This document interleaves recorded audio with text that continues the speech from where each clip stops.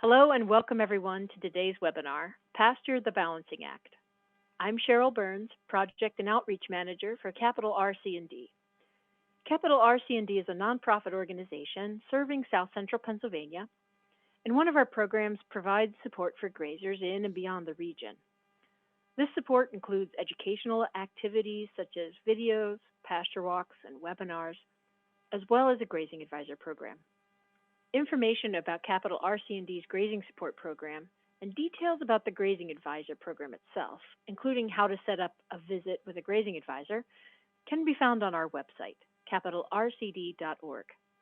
I'll provide a link to the Grazing Support page after the webinar and in the description for recorded sessions.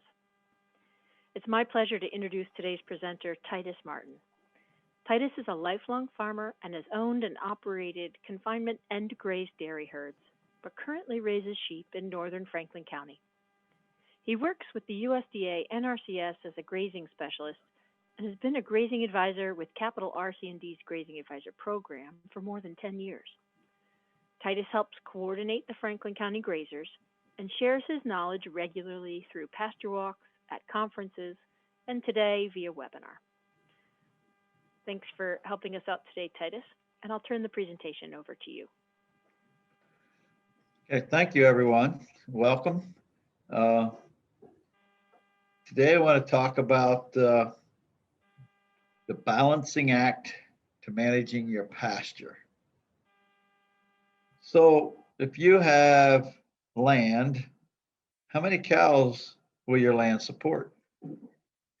If you have animals, how many acres do you need for the animals you have?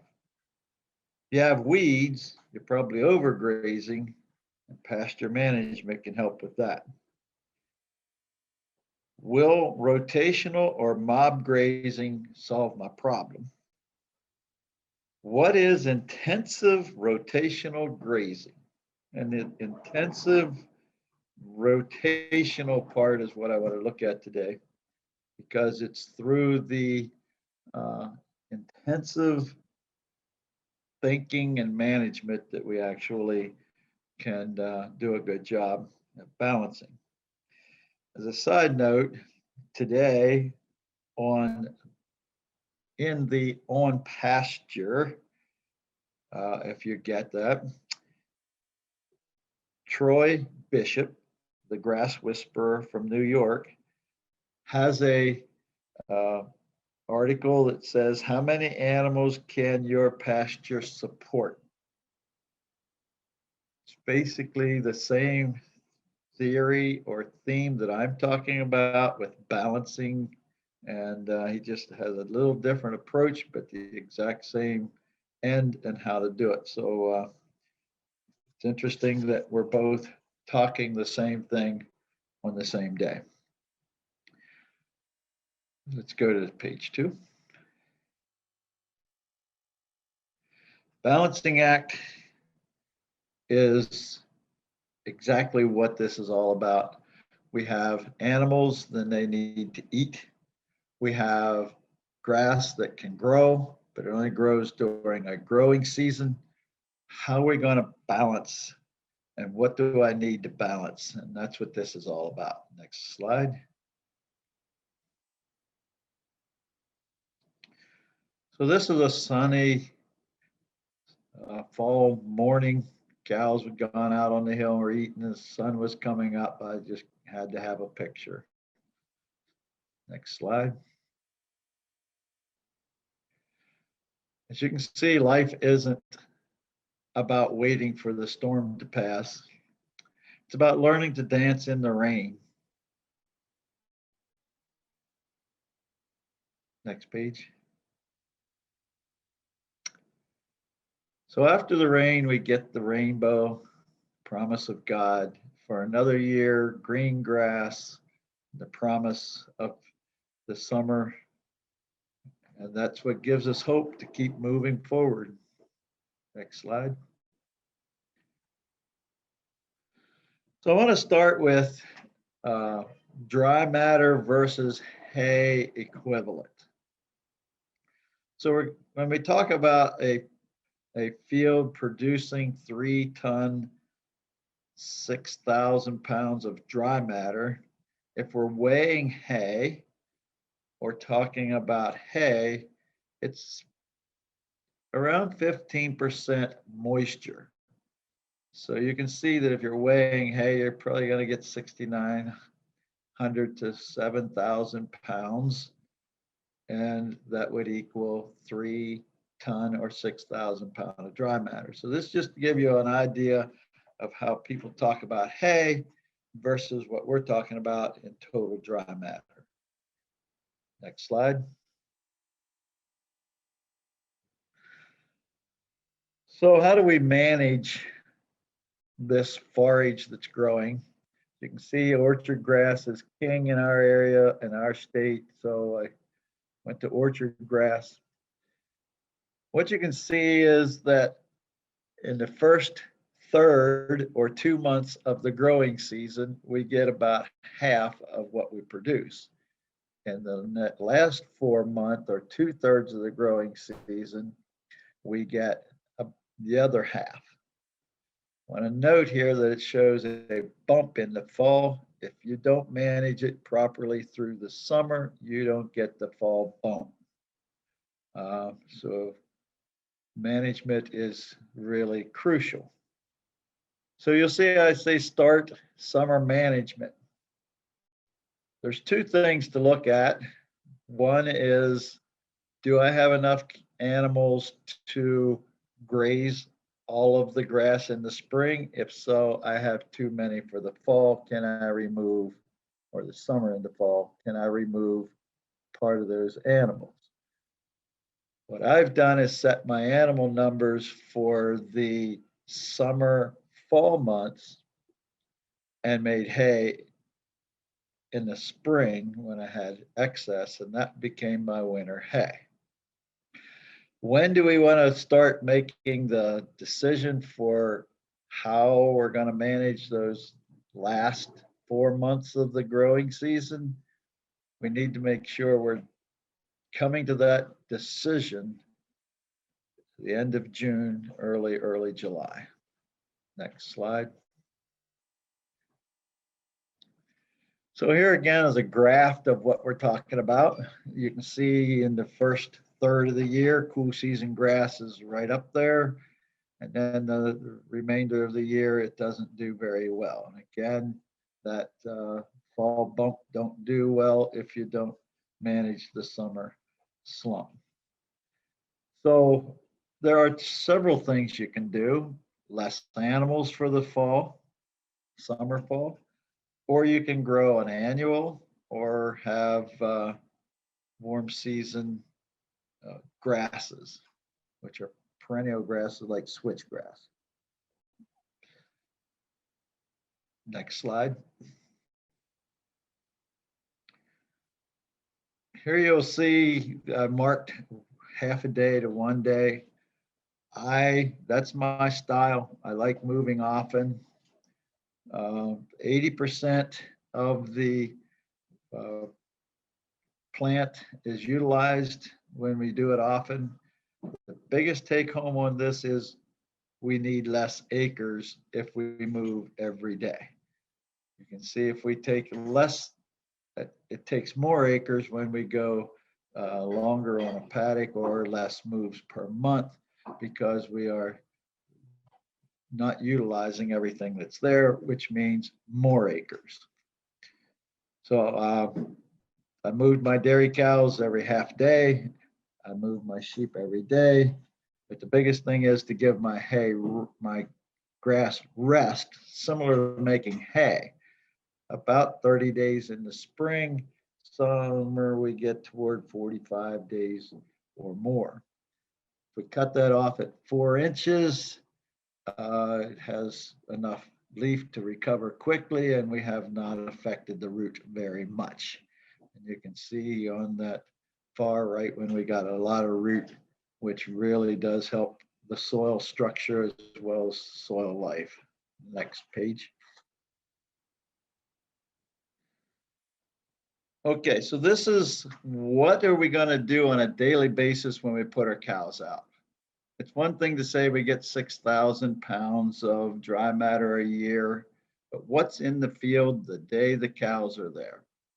So if we look at the grass and take 1 inch of the grass per acre, so I take an acre, cut an inch off of it, and I dry it.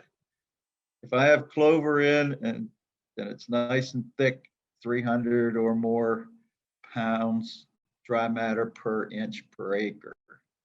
If I have orchard grass, it's less. If you use nitrogen, it's not as thick, but you probably are a little taller, which will give you more inches. Okay, so I like to use 250. It's an easy number. If I got 4 inches I'm taking off, it's 1,000 pounds of dry matter. Next slide.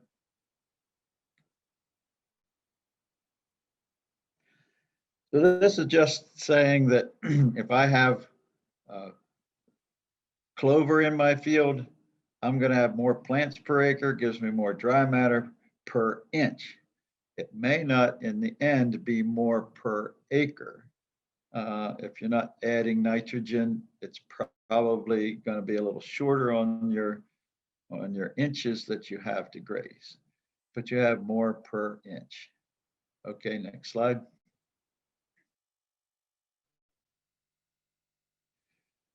This was taken after I made hay on a field.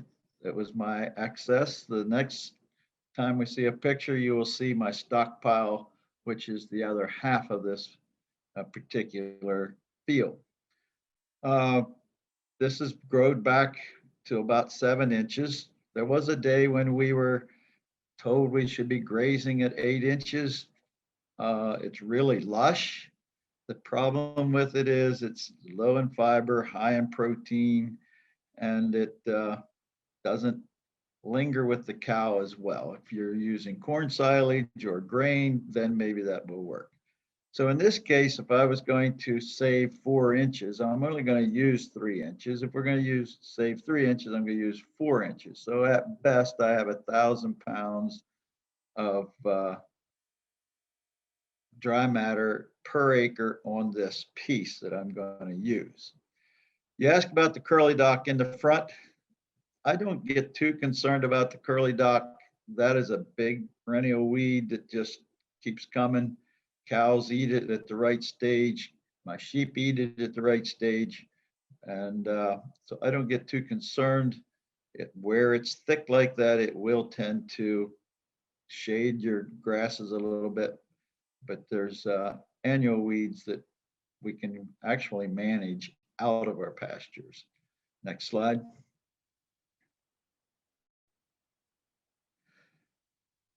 Okay, so when we're looking at all grass fed, whether it be for milk, whether it be for meat, there comes a balance point in our plant as well as our cattle. So if we do it with very short, young, you can see we are low in fiber, high in protein.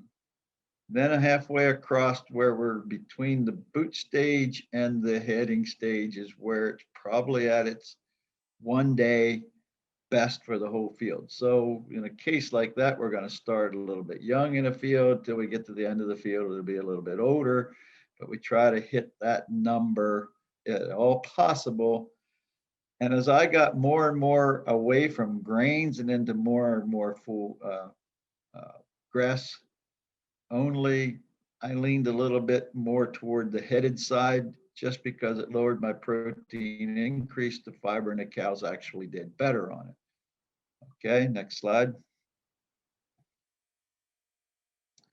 Here we can see that a dairy cow or a lactating beef cow should get about 16% protein. The slide where we had that the grass was about 7 inches tall, that was probably above 20% protein. So are you bragging on protein or are you trying to get balanced? So as we let it get a touch more mature, then we see the protein becoming more balanced. If it's a dry cow, whether it be a beef that's waiting to have a baby, a sheep, a dairy cow, we can see that that drops even more, which means it's a little more mature. a little higher in fiber, a little lower in energy, but it's balanced for the animal at that point, and she'll do a whole lot better. Next slide. So what are we going to give this cow? Dry cow needs a maintenance, so that's 2 to 2.5%. I used 2.5. Lactating dairy cow, I used 4. With my sheep, I actually use 5 when they're lactating, and I use 3.5 when they are not. So if I'm looking for an animal to be putting on weight, giving milk, then I move to the higher percentage. A percentage of dry matter per weight. So if I take my cow and she's 1,000 pounds, then she'll get 40 pounds as a lactating cow. She'll get 25 pounds as a dry cow. If I have sheep and they weigh 100 pounds, 10 sheep make 1,000 pounds. And so my 10 sheep would then get 50 pounds of dry matter per day. All right, next slide. It's just a little, let's see, it's kind of a putting it in order. Take the weight of the cow times 3% times the number of cows, and you come up with the amount of dry matter needed that day. And then you subtract any feed you might be feeding, whether it be hay, grain, silage. As a dairyman, I fed 50% of the needs in the barn. And with my sheep, it's 100% grass. Okay, and then decide how long they're going to be out there. And we already talked about this a little bit. 1 day, 2 days, 3 days, or longer. That'll decide how large our paddock needs to be. Next slide. Here's the real example. So I take 1,000-pound cow, and if I got 2 1,500-pound beef cows, I have 3 animal units so everything goes to an animal unit. So I made it easy by using a Jersey 1,000-pound cow, 3%, 30 pounds of dry matter total minus the 4 pounds of dry matter grain. Now this particular person was feeding just shy of 5 pounds of grain. Grain again is 15% moisture. Okay, so she was actually feeding 4 pounds or just a touch above 4 pounds of grain on a dry matter basis. So now we got 26 pounds, 40 cows. She needs 1,040 pounds of dry matter from the pasture each day. If I have grass that's 12 inches tall, I'm going to save 3 inches, take off 9. If I use the 250 pounds per inch times 9 inches, I have 2250 dry matter pounds per acre. So now you can see she needs 1040. She can do 2 things. Put it on 2 days for that 1 acre, or give them a half an acre per day. And if it be a dairy, you're coming in each time, you could give them a quarter of an acre twice a day. Okay, next slide. So this is my stockpile, the other half of the field where we saw the 7-inch stuff. This is probably 45 to 60 days old. You can see the weeds are getting pretty mature on it. But I don't, when I make my hay, I always stockpile a little ahead so as my hay has the time to regrow. And then I go on to my hay land and let my old pasture grow up and make that as hay. And now that's how I control my weeds. And so I've made hay on all the farm, but I haven't stopped grazing it. Next slide. You can see that's about 13 to 14 inches high. The actual plant is about 18 inches high, but I go by where it's more even throughout. Go ahead.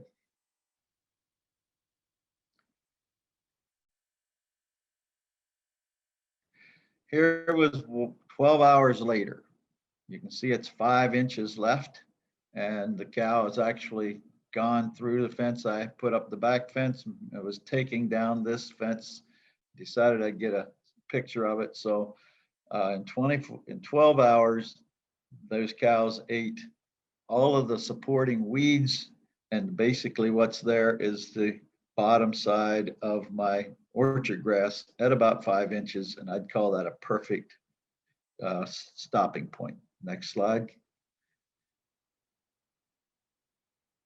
Now I do sheep. Again, I do my sheep once a day, not twice a day. So this was putting them in the area that you can see the white flowers is where I gave them. Next slide. 24 hours later, you can see what they have done to it. There you go. So they ate all the flowers off of it. They ate the grass, and there's about 5 inches left. When I get onto a sheep farm and it looks like a lawn, it tells me they don't have enough acres or don't understand that sheep love tall grass. Just they will let 4 to 5 inches if they aren't forced to eat it beyond that. Next slide. I don't have any permanent fence on my farm now. Everything is temporary fence, and I have actually on this slide grazed the left-hand side all the way to the top, and now I'm returning back on the other side. So as I move my fence in for a back fence, I actually build a laneway. You can see we're not careful about how straight it is. It's just an access for the animals to come back to the barn because they don't like to be out in the field on a hot day, if at all possible, or if they have teeny babies, they don't like to be out at night. That's what my farm looks like. I got 30 acres. I have 40 ewes, and that's just about too many because my goal is to graze 10 months out of the year, which we'll talk about a little later. Next slide. So now we'll look at some real grasses. You can see this was taken back in 1955. And you can see where the rotational grazing and the root that's on it versus the continuous graze, and just can't put a leaf on, can't put a root down. And it looks like fescue, orchard grass, even your bluegrass fescues, rest is what they're looking for in order to get a root down. And the root into the soil is what really makes the soil come to life. Next slide. This was actually done in Perry County in 2019. They grew these. One they kept trimmed off at 3 inches or less. The next one 6 inches or less, and the other one 12 inches or less. The idea was to see how big the root would be. So they had 2 sets. They dumped one out. It's the same mix. You can see what the grass looks like. You can see what the root looks like. It's really a true testimony as to why we give grass rest. Next slide. You've heard about take half, leave half. We're talking the leaves. You can see that if you take half of the plant, you haven't affected the root very much. Once you start getting on down into it, you start to affect the root. If you to go back to the slide where I had 13 inches and then took it down to 5 inches, I probably reached the 60% mark on that because I still had a lot of leaf there in that bottom stem in order to get sunlight to bring back the growth before it trimmed off much root. Next slide. So we have a continuous graze. This is getting into how do I set up and how do I get rest into it. So we'll just call this 30 acres, and I got my 40 animals. So this is continuous, and you know what that can look like. Next slide. So if I take that and give it half, how long do I let it on there? Do I go 30 days? So I have 30 days rest. Do I go 14 days, 14 rest? It's just not very doable as far as giving my grass rest. Next slide. So I cut it again, and now I got where I can give it a week with each one, and over a month's period, I can actually come up with uh, 21 days of rest. That works very nicely in the spring. It's not good enough for the summer. Next slide. So then we can take it on down. I think this is 16 paddocks in this one, which would be 2 days per uh, paddock. Now we're starting to get some rest on these. So if I'm on a 30-day rotation, I'm getting 28 days rest. Still not enough for summertime, but it's getting better. Next slide. So here I have 100 animals. This is the mamas and the babies. The babies are about 3.5 months old on this picture. That is a 1 day supply. It's probably about 2.5 to 3/10 of an acre. Next slide. When I was doing dairy, again, I was feeding 50% in the barn. My cows looked about like that. This looks like my field, even though it was taken off the internet from Maryland somewhere. Uh, I would actually give them anywhere from a half an acre to 3/4 of an acre for 150 cows, depending on the grass that was there, twice a day. So again, kind of intense, but if you get it set up that it works easily, it's not a problem. Next slide. This is mine. And if you see in the far distance, the neighbor's doing the same thing. There's 135 cows on that 3/4 of an acre, and that would have been a half a day supply. The field across the road where you can see the walkway through the middle, the stockpiles that we saw was on the right-hand side, and where we saw the 7 inches recover is where I made hay on the left-hand side.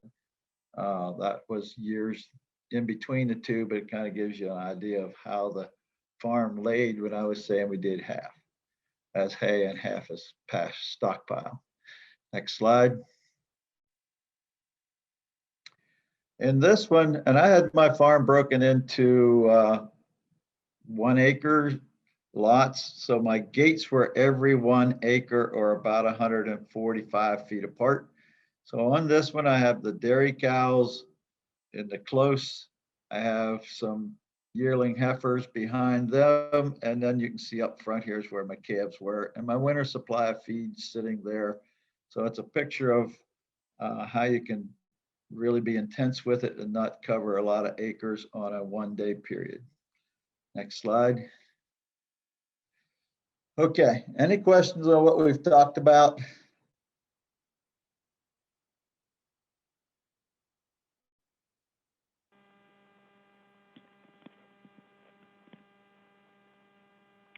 I don't see any, Titus. Okay. So we'll move into the extended. One of the questions I get is, how do I extend my grazing season? And one of the things we have to remember, next slide,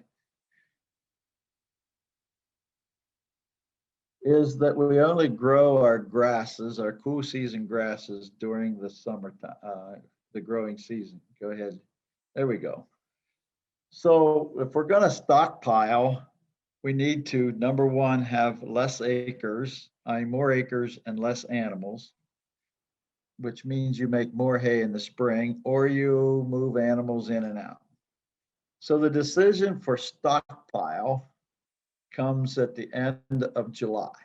I usually decide where I'm going to move my animals and work up to what's going to be stockpiled. So I graze near the barn in July, early August, and then I pull out and graze further from the barn during the growing season. And then my stockpile is closer to the barn, which we usually try to get into first day of hunting season so people don't take sheep home, but have to hunt deer.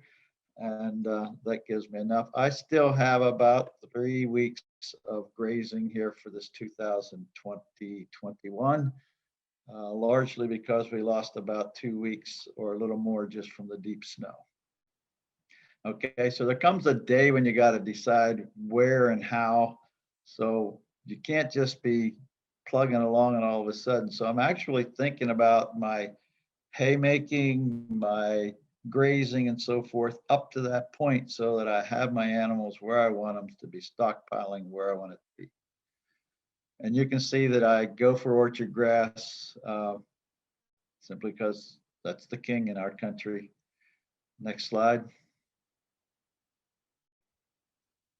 Back to this same thing, I have people who say, well, I will plant an annual, I will do something else to get through that slump. That's a slump. What do you do to stockpile into the winter? Your warm seasons will take you in fairly far, but I like to just bring my numbers down so that I have lots of hay and I have lots of grazing to do. I sell my hay because I don't use very much of it as long as I got a good stockpile. Next slide. And animals do like to be out. Cows will be out in 12 inches or more of snow. My sheep will go out in about 6 inches of fresh snow, and then they like to look for a barn if it gets a little bit hard. The next slide.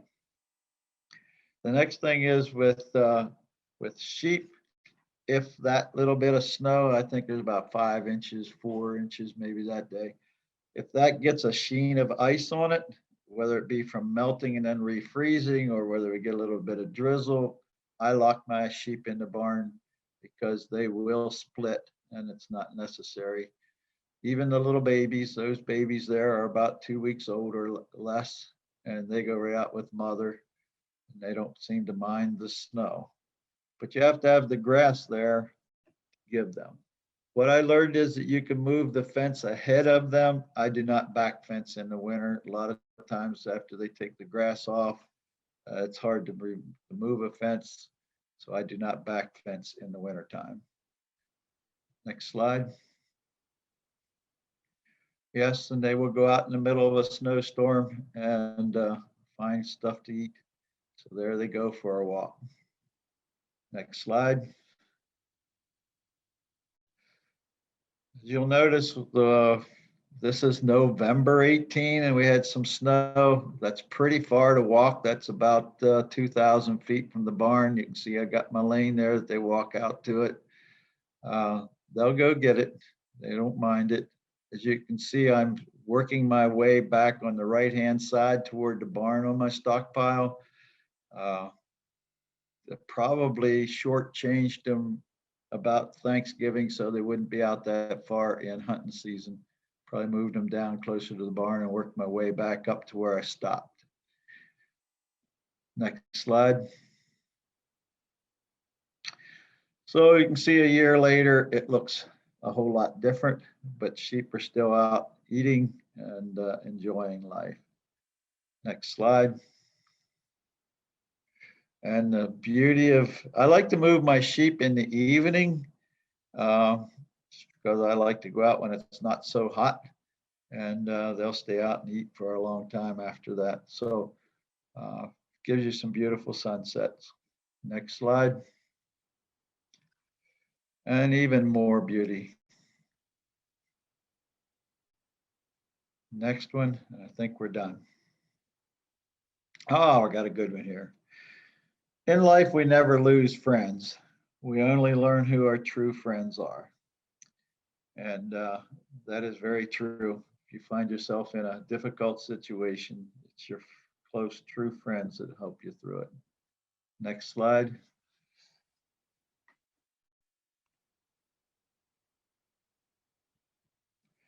And that's it. Thank you very much. I hope it helped you to understand a little bit how animals eat, how grass grows, and how we manage all that.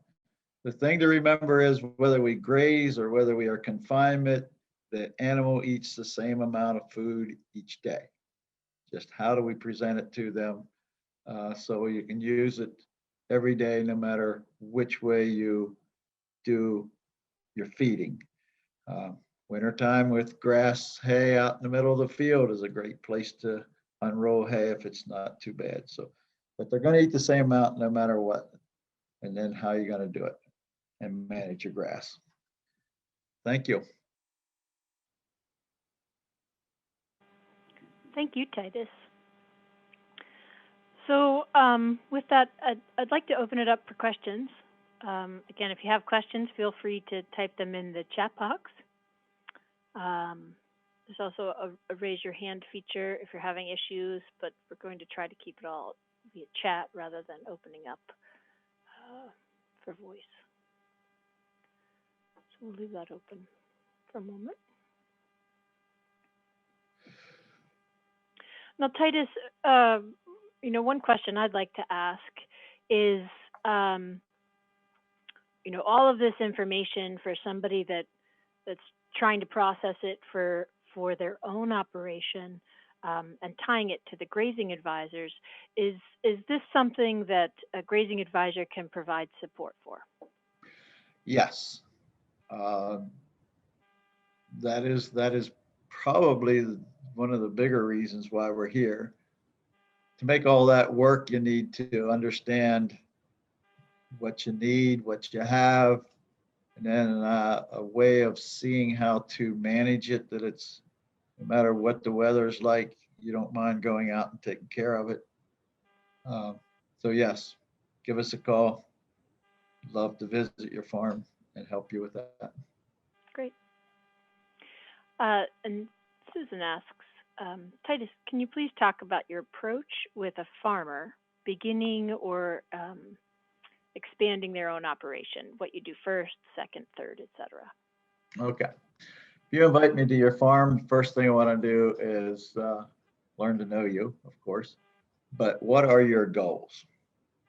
If I don't know what your goals are, I can't help you do your thing. And I'm not interested in going out and telling you what I would do on your farm and having you do my thing. I want to help you to reach your goals and to manage what you have. On the other hand, I try to find out what and who are you reading. Okay, so if you're reading certain and following certain people and how they are teaching or writing, I want to know that so as I can come up to speed with where you are in your thinking, and then we can from there go toward your goals together. If I don't know that, then I'm feeding you another line and I'm not taking you to where you think you want to go. So I get to the goals first, then we look at your expectation of what you have. And that's where I get the biggest amount of advising in. If I have somebody that has 60 acres and is planning to run 400 ewes, we got a problem. If I have somebody who has 40 acres and wants to run 50 beef cow, we got a problem.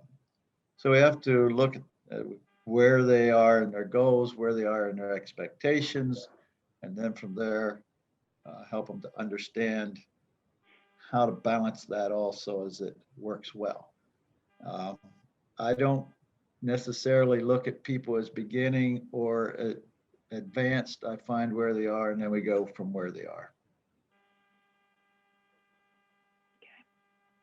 Susan also asks, what counties do your grazing advisors work in so that folks can help promote that service? The grazing advisors are available in all of the counties within Pennsylvania that have watersheds feeding into the Chesapeake Bay. So that's all of those in the Susquehanna River watershed, as well as a few of the Potomac feeders down in Franklin and Adams County, as well as asking about a worksheet. Titus, when you're working with someone, that introduction process, is that sufficient, or do you wish you had more information?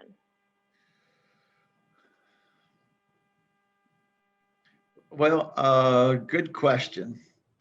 I usually carry a lot of stuff and I do my own thing, meaning that I pull out a tablet, I draw stuff, I write down questions, I write down answers. I might even put on there how I would build a fence, how I would lay out a pipeline. Um, and interesting, the person that I'm working with wants my scratch paper. I guess it helps them to remember what I was saying, even though it looks like scratch to me. I got to watch that it's not all on top of each other because a lot of times I'll overrun things. So handouts are good after I have talked to them. To have something ahead of time, that's not my style. To have it with me, to let there, or to talk as we're going into it, that I do.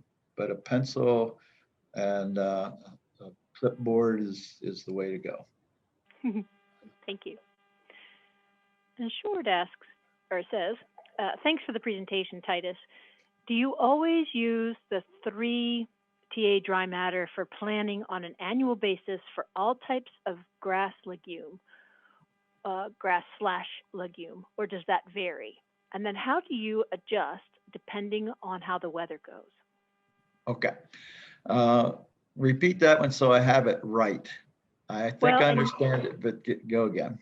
If you're able to pull up the chat box in the bottom, you can also read it, but I wanted to make sure to read it aloud. I do got it here, don't I? Okay. There you go. How about that? Okay. Do I always use 3 ton? One of the things I like to do in my preparation to go out to a farm is to get on the soil survey and look at the soil. Because if I'm trying to promote somebody to 3.5 or 3 ton or more dry matter and they're on soil where it cannot do more than 2 to 2.5 ton, I'm fooling everybody. Good managers can get more out of their land, but I usually just use 3 because it's easy to work with. And if I find that or somebody says I get 4 ton to the acre, I'll use whatever they're having. Or if I see the land is good for 4 ton of dry matter per acre, I'll use that. And as for summer, that's part of the contingency. Yeah, that plan that you put together for what are you going to do when it's dry. So we can graze our grass and then pull off. So I usually do not let the dry matter that's there, that was 12 inches tall and now it's kind of withered into the ground. I don't linger on it, but I like to move across, take that off kind of quickly and move it out. There's still the same amount of dry matter there. It's just a little wilted, but it's really, they'll eat it and do well on it. But I try to manage that so I don't hurt it so as it can come back in the dry time. That's why I call a sacrifice lot, a little place of several acres, depending on how big your flock is or herd, and give them that just to linger on, but not to destroy. So I might use several paddocks till I'm ready to go while the rest grows back. A little talk, or should say example, in 2010, I had 80 milk cows on 120 acres. We made about 60 acres of hay 25th of May, and it never regrew.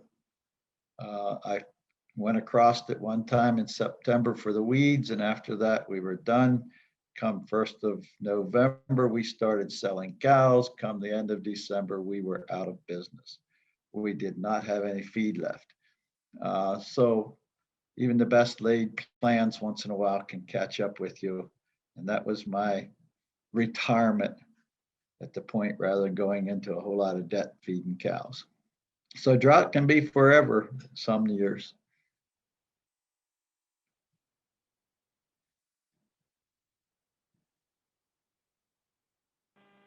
Thank you, Titus. And Caleb comments, I have a neighbor who feeds dairy cows 100% confinement. Last year's drought left him short of feed and thinks that he has to buy feed to get through till late June. Here in mountainous Tioga County, grass starts growing in early May. What would you suggest to him to begin grazing?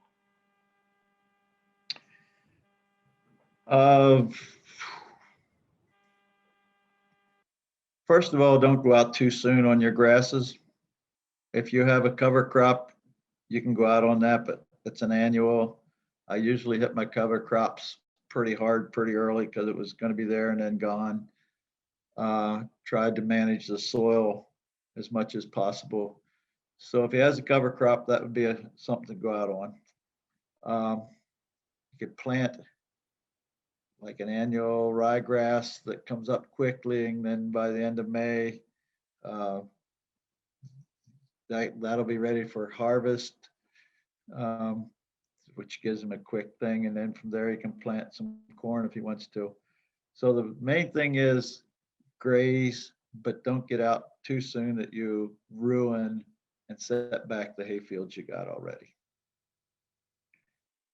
So I'd say by the middle of May, if they wake up in, my rule of thumb is if I made hay, I would start grazing 2 weeks ahead of the time I would make hay. And he adds, all the ground he has is in hay. Okay. Yeah, he just needs to get some temporary fence. If he's in Tioga County, needs some help, let us know. We can actually visit him on it and give him some hand. That's what we're here for. Thank you. Are there any additional questions?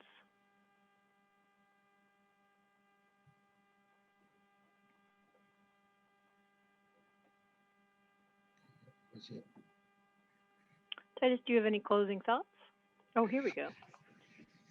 Actually, somebody asks, Caleb, is there any monetary support for getting temporary fence?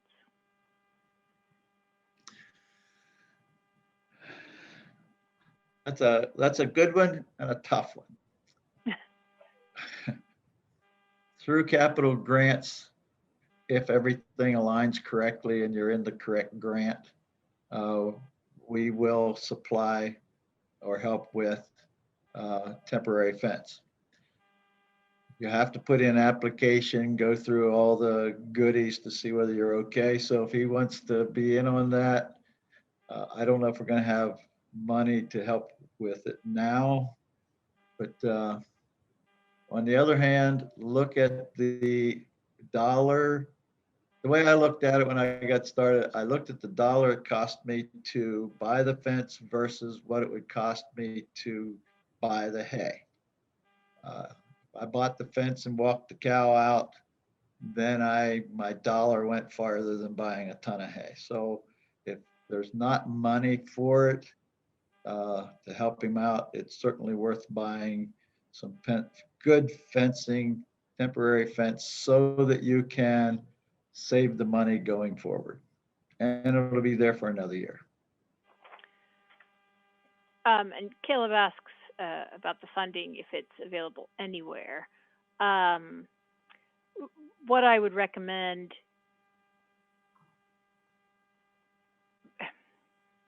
I'll say it this way, the programs are cyclical, so they're over short periods.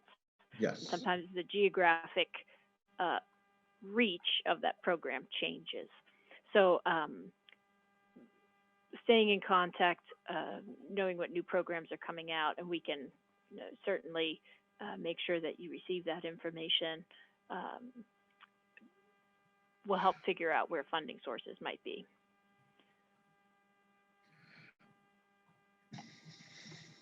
And I'll provide some follow-up material after the webinar that includes the capital RC&D grazing support page that will have links to like I said before, the Grazing Advisor Program, as well as other resources.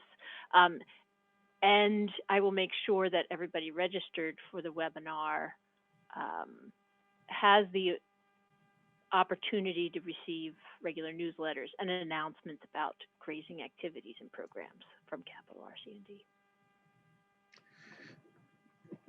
Yes, that's why I was saying we might not be able to reach him there, Yeah. but for those who are looking at temporary fencing and are stuck in the same kind of a situation, there are opportunities. But as Cheryl said, they are hit and miss. But the important thing to take away is a temporary fence will pay for itself in a very, very short period of time, simply because you're not buying hay. And you say, wow, it's a lot of money up front, but how many tons of hay can you buy for the amount of fence you need to do the job? And then you'll have it next year. So I'm always for buying temporary fence with or without help.